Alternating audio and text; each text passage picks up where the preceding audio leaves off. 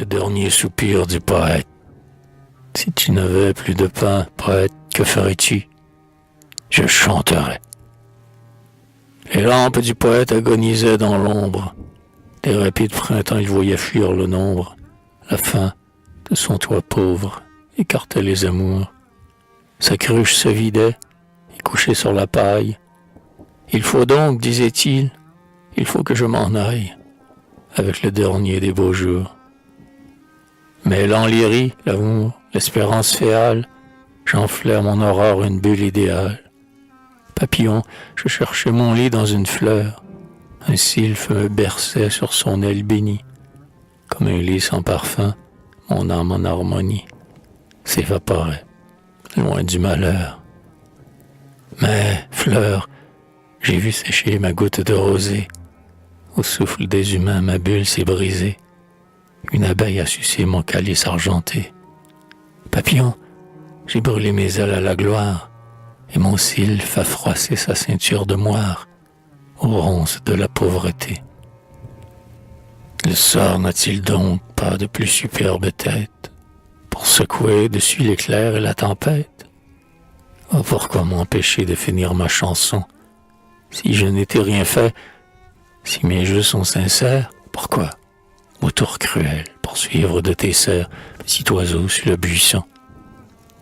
Je demandais si peu dans ma courte veillée, un peu d'azur, d'émail, d'ombre sous la feuillée. Dans un bouton fleuri, mon printemps s'écoulait. Mon vol sur l'océan n'a pas cherché l'orage, mais chétive éphémère. Hélas, j'ai fait naufrage au fond d'une goutte de lait. Le malheur m'étreignit de ses serres puissantes. J'ai dévoré longtemps des larmes bien cuisantes. Mais mon cœur, au mortel, ne s'est pas révélé. Qu'il ne s'arrête pas devant mes douleurs vaines. Il faudrait en souffrir pour comprendre mes peines, que je crains d'être consolé. Je cherche seulement un calice de rose, où mon aile froissée, en tombant, se repose.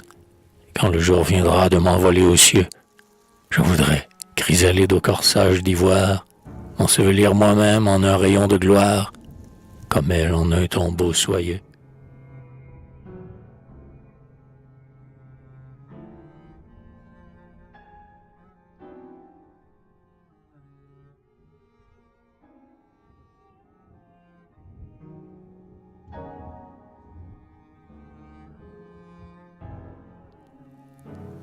Lorsque l'on vint ouvrir la porte du poète, dans ses doigts languissait une lyre muette.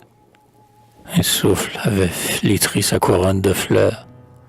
Comme un fruit tombé de son écorce verte, on voyait commencer sur sa lèvre entr'ouverte un son qui l'achevait ailleurs.